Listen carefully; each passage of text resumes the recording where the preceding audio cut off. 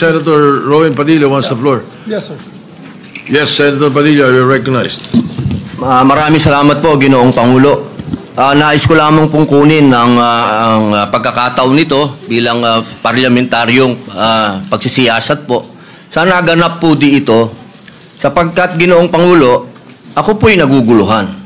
Sapagkat dito pong nakaraang Huwebes, meron pong naglabas na isang journalist ito, isang istasyon, na sinasabi na ako daw po ay nagngat-ngat dito sa loob ng Senado. Ito po ay ano po yung middle finger po.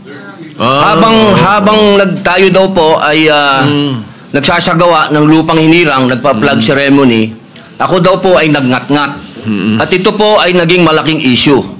Ako po ay nagtataka, Ginoong Tagapangulo, sapagkat noong pong dati na binigyan ako ng issue na isang chismis, naglabas po kaagad ng ating Sergeant of Arms ng report at binigay niya po kaagad sa media.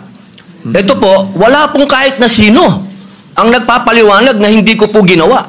Ang tanong ko po, meron po ba tayong tinititigan sa tinitingnan dito? Kasi napakabigat po ng akusasyon na ito sa harapan po ng ating bandila. Ako po yung magngangat-ngat. At gusto ko pong ipaalam sa ating mga kasama, kung politika lang, handa po ako mag-resign. Pero pagka-religion ko po ang pinag-usapan, kahit sino sa inyo, kung ano gusto nyo, wala pong problema. Pero wag pong religion ko. Hinihingi ko po, wag pong religion ko, mahal na tagapangulo. Dahil ito po'y malaking kabastusan sa amin. Ito po, ang sinisip na ko po, ito po'y nag-iisang Diyos. Dito po nakasalalay ang aming pananampalataya. Handa po kaming magpakamatay para dito. Sana po, wag pong gamitin ito para siraan ako. Dahil sinasabi ko po, mahal na tagapangulo, kung gusto nyo ako mag-resign, ngayon na, kung gusto ninyo. Huwag nyo akong siraan. Yun lamang po. Maraming salamat po. Tama po kayo. Pero ngunit ang inyo pong lingkod bilang Pangulo, nung nakita ko po yan, ang sinabi ko sa kanila, tingnan muna nila yung mga litrato sapagkat nagpakita ng ibang litrato na kayo ay ang pintuturo ang nakataas at may eksplanasyon na ito ay isang religious practice kapag kayo ay nagsasampalataya sa bandila.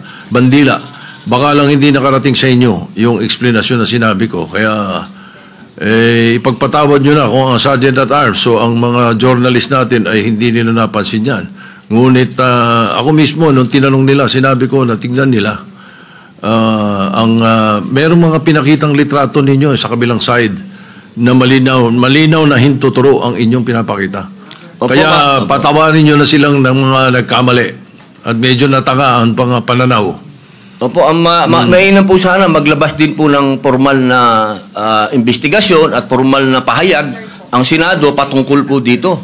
Kasi, Ginoong Pangulo, yung lumabas pong mga, meron pang parang dinoktor pa Meron pong, malabo yung isang litrato Meron pong nilabas sa apology ang Rappler opo. sa inyo. Opo. Na ito ay mali ang pagkakasabi nila na kayo ay merong ginawang tawag niyo po, ingat-ngat. Opo. Alam niyo po, Ginoong Pangulo. Humingi ng tawad sa inyo. Ayan Opo, pero napakainam po kung manggagaling po sa Senado sapagkat marami naman pong camera dito ang magsasabi na hindi ko po ginawa yan. Hindi ko po magagawa yan. Tama. Napakalaking pambabastos po niyan. Hindi ko po magagawa, Ginoong Pangulo. Ako na mismo bilang bilang Senate President o tagapangulo ninyo, ako na nagsasabi na hindi ninyo ginawa yan. At tama yung mag-apologize sila sapagkat mali ang pinakita nila. Patawarin nyo na sila. Meron pang isa, merong naglabas din ng isang fake news na meron daw kumakanta rito ng Bayang Magiliw na pababoy. Papayagan ba natin mangyari dito yun? Hindi po totoo yun. Hindi nangyayari yun. Nandito kami at wala tayong nakitang nagkumanta ng Bayang Magiliw dito o ng lupang hinirang dito na mali. Kaya dapat nag-iingat ang ating mga netizens na ibang napakahusay ng mga netizens natin kung tutuusin pero may mga ilan nakakasingit talaga ng mga fake news na ganyan. Siguro masyado na kayong popular kaya kayo pinag-initan. Maraming salamat po, Ginoong Pangulo. Wala po nga naman. Yes, Senator De La Rosa. Before we recognize Senator Bato de la Rosa, if he gives me the chance to help our distinguished colleague, Senator Robin Hood Padilla, kung gusto niya po, siya naman po ang chairman ng Committee on Public Information. We can refer his manifestation to his committee and he can look deeper into it kung okay sa kanya. Opo, kung yun po ang mamarapatin at pinakamaganda, opo. Maraming salamat po, opo, Pinuno Mayor Yang. Alright, so any objections? Yes, kasi Mr. President, he can also invite PRIB because the PRIB of the Senate, pag may mga ganyan, pag lumabas ka agad, pwedeng i-counter ng PRIB.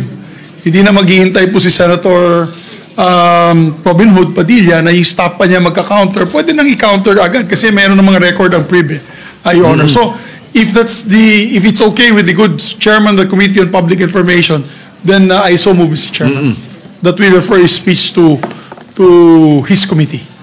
All right. Any objection? Chair hears none. The speech or the manifestation of the senator from Mindanao be referred to the Committee on Public Information and Mass Media.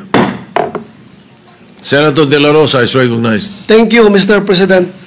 Mr. President, since nabanggit mo na lang rin na yung pagpangalaga sa lahat ng miyembro ng Senado ay isang tungkulin ng Senate President. I just would like to bring to the attention of the Senate President. I came across with the news. Now, when the Senate President was asked by a certain Christian Esguerra regarding the minority taking up the question about the custody of Bryce Hernandez. Ito po ang sagot ng ating Senate President, which I find it very, very, very sad because being the Senate President, we hope that you are going to take care of not only the majority, because you are not the majority leader, you are the Senate President, and we hope that the majority and the minority will be taken care of by the leadership of the Senate. And if I quote your answer, Mr. President, gimmick yan ng minority. Hindi ba nila naiisip na baka si Martin Romualdez ang tuta ko? Makabintang sila porque pinagbigyan ko yung TRICOM, tuta na ako. May ginawa ba akong illegal? Yung request ng House of Representatives, illegal? Hindi. Ang gusto ninyo, awayin ko yung House of Representatives on day one. Mamatay sila sa sama ng loob.